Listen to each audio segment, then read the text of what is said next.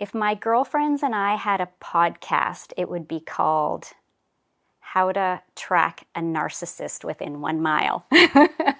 Surviving Real Estate 101. The most annoying thing that happened to me as a real estate agent today.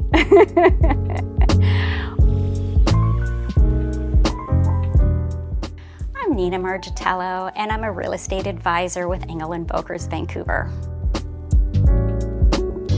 I got into doing home tours in 2020 during COVID when everything shut down. Our marketing director at the time, Steven, shout out to Steven, it was his idea to go into homes and tour them and let people see the properties that Engel and Völkers had for sale. So that's how it all started, and totally out of my comfort zone, just kept showing up one day at a time, and here we are 5 years later. Hi everyone, and welcome to EV Exclusive. I'm your host, Nina Margiottiello. So after touring so many homes, I do see my own living space very differently. I want to take my time. I think it's really important for it to be your story and get something from your travel, or maybe you receive a gift from a family member, an heirloom or something that's much more meaningful than just trying to get it together to make it show ready, but it just has one sort of soulless flavor. So more thoughtfulness and more time. My top 3 must-have features for a home.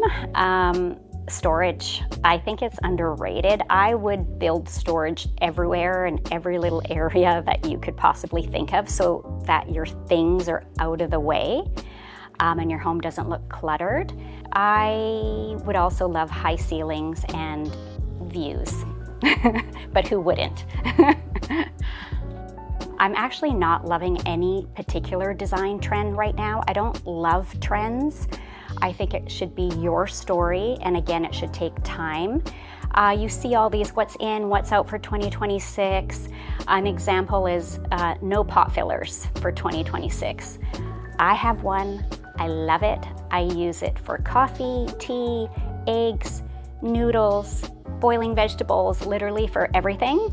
And it's far from my sink, so that way you're not making a mess. So it's really just depending on your home and what you love. And I don't think anybody should tell you what's in and what's out.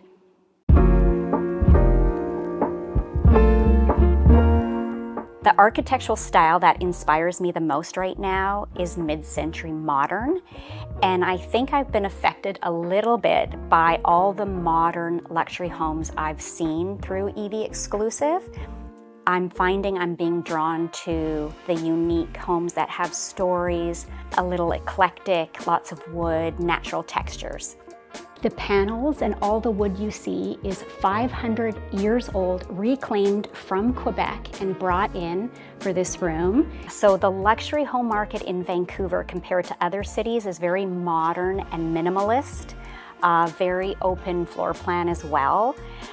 We are seeing a lot of indoor-outdoor flow, but compared to other cities that have just so much more history, they get to use a lot of the natural stone and things local to them. So it can add a little bit more color and flavor, colonial style. They have the advantage of having that history that we don't. I don't think that luxury has to be in mansions only. I think you can have any size space. It can be a 500 square foot studio and you can make it feel luxurious. So some little things that don't cost a lot would be paint, nice rich hues, upgrading your towels, little things like a fancy soap or soap dispenser, throws, pillows.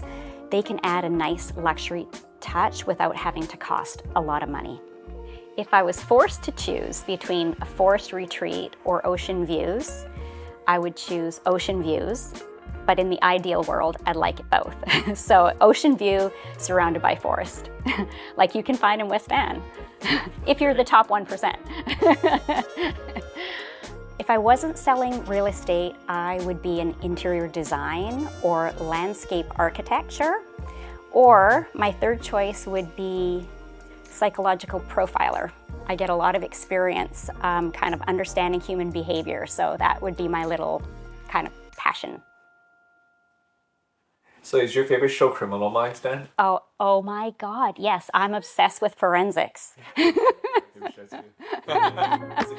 It is so good. I literally, it's kind of scary sometimes. One of the things I learned early in my career that changed the approach of buying and selling is decisiveness creates momentum. I've just seen with clients through the years when they know what they want and the family's on the same page, things just move quickly and fall into place for them. When there's a lot of indecisiveness, I know that it's going to take a little bit more care and patience, and things usually do not go quite as seamlessly. What inspires me in general is a little bit of everything, is life.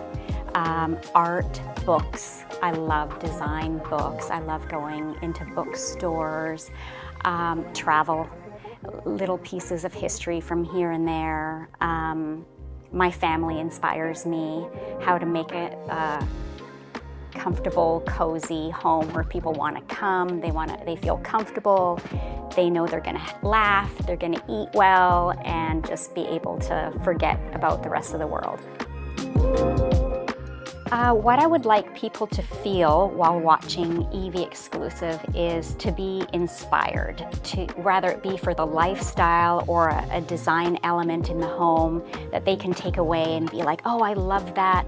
I'm going to do that to my bedroom, for example. So just, it's something beautiful, something that brightens their day. It's not rocket science, and I'm not saving lives, but I would love to be able to inspire and help people dream and appreciate beautiful things.